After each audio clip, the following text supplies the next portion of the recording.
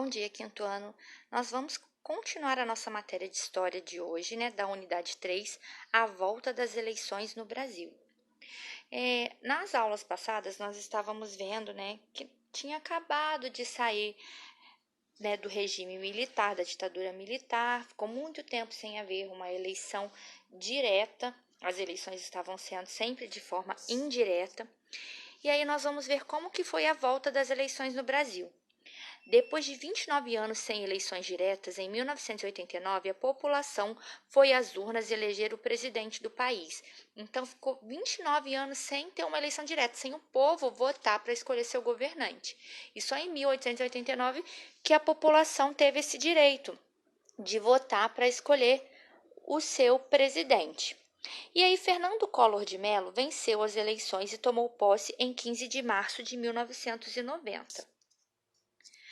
O presidente Fernando Collor colocou em ação o Plano Brasil Novo, que teve como medidas: mudou novamente a moeda nacional para o cruzeiro, congelou os preços e os salários da população, bloqueou as contas da poupança de parte da população, iniciou o processo de privatização de empresas estatais, ou seja, empresas que pertenciam ao governo, né, empresas nacionais. Ele começou a privatização, ou seja, ele vendeu para que as pessoas, até mesmo de países de fora, comprassem essa empresa que antes pertencia ao, vamos supor, ao governo, e essas empresas vinham e compravam, e aí elas eram privatizadas. Collor não conseguiu combater a corrupção e nem a inflação. Ele passou a ser um dos principais suspeitos de corrupção em seu governo. E em 1992 foi instaurada a Comissão Parlamentar de Inquérito, a CPI, para investigar as denúncias de corrupção. Milhares de pessoas saíram às ruas para exigir o impeachment do presidente. E aí, em 2 de outubro de 1992, Collor renunciou à presidência. E o vice-presidente Itamar Franco assumiu o mandato em meio ao caos econômico, político e social. E aí nós vamos ver como que foi o governo de Itamar Franco. No governo de Itamar Franco foi criado um novo plano econômico, o Plano Real.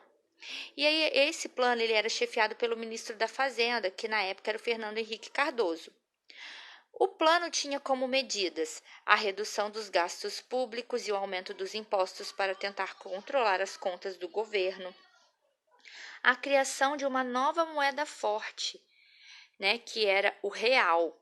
Foi quando nossa moeda mudou para o real, que continua até hoje.